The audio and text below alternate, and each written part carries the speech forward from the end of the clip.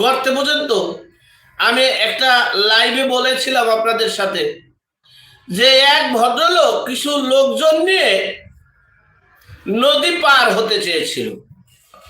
তো ঠিক মাঝখানে, নদীর মাঝখানে যখন গিয়েছিল তখন অনেক ঝড়, কালবৈশাখী ঝড় ঝড় উঠেছে। এখন নৌকা খালি দোলে, খালি একসের বাতাসে দলতেছে। এখন হায়াল্লাহ হায়াল্লাহ বলতেছে, মানে এখন আল্লাহর উপরে খুব আনুগত্য।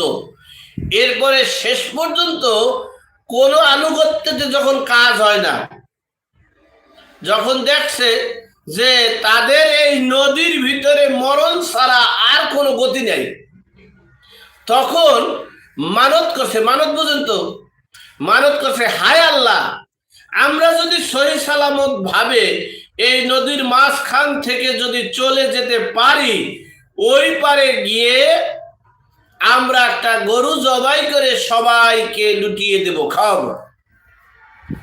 তো আল্লাহর অশেষ মেহেরবান, আল্লাহ তো অশেষ কুদরত, আল্লাহর কাছে সব লীলা খেলা।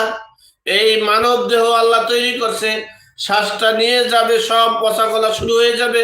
তো সেই আল্লাহ রহমতে তিনি নদী পার করলেন। নদী পার করে ওপার বসে দীর্ঘশ্বাস করতেছে, আল্লাহর কাছে শুকরিয়া করতেছে। এখন সাথের যে সফর সঙ্গী যারা আসিল তারা বলতেছে, বস, এই যে নদীর মাঝখানে বসে যে যে আল্লাহর কাছে যে ফরিয়াদ করলেন আর আল্লাহর কাছে যে বললেন যে আমরা যদি সহি সালামত ভাবে ওই পারে যেতে পারি, তাহলে একটা গরু জবাই করে সব গরিব দুঃখী মেহনতি মিসকিনদের খাওয়াবো। তো কবে খাওয়াবেন? কত? আল্লাহ আমারে ভয় দেখাইছে, আল্লাহর আমি লোভ দেখাইছি।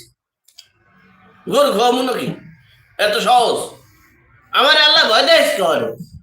ওটা তো ভয় দেখাইছে, বিজয়ী আল্লাহর আমি লোভ দেখাইছি। সুতরাং আল্লাহ আমাদের ভয় দেখাইছে, আল্লাহর আমি লোভ দেখাইছি, কথাটা বলা কিন্তু ঠিক না, অন্যায়, ভুল। কিন্তু